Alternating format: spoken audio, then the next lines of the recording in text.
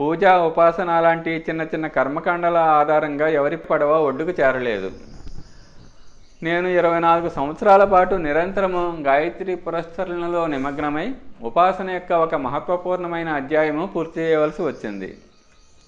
కానీ ఆత్మిక ప్రగతి యొక్క భావనాత్మక ప్రక్రియను జీవన సాధనతో కలిపినప్పుడే ఈ ఉపాసన కర్మకాండ యొక్క సాఫల్యము లభించింది.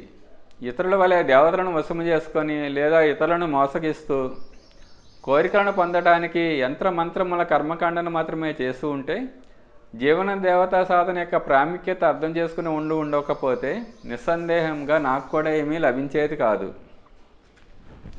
నాకు లెక్కలేనంత భజనానంద పరులు మరియు తంత్రము మంత్రము గురించి పూర్తి అవగాహన ఉన్నప్పటికీ జీవన దేవతా సాధన చేయకుండా కర్మకాండల్లోనే సంవత్సరాల తరబడి నిమగ్నమై ఉన్న వాళ్ళు అనేకులు తెలుసు.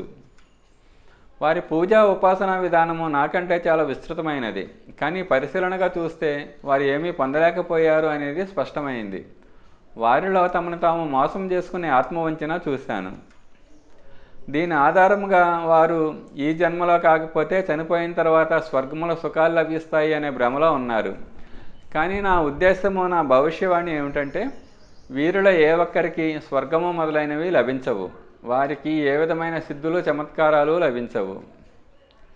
సాధకుడి యొక్క జీవన క్రమము ఉత్కృష్టత వైపు ఒక క్రమబద్ధ ప్రణాళికను అనుసరిస్తూ ముందుకు వెళుతూ ఉండాలి. అతని దృష్టికోణంలో మంచితనం వైపు మార్పు రావాలి. అతను చేసే పనులలో, క్రియాకలాపాలలో ఒక ఆధ్యాత్మికవాదికి అనుకూలమైన రీతి నీతులు కలిగి ఉన్నప్పుడే అతని కర్మకాండ కానీ పూజా పారాయణలు కానీ ఫలితాలను ఇస్తాయి.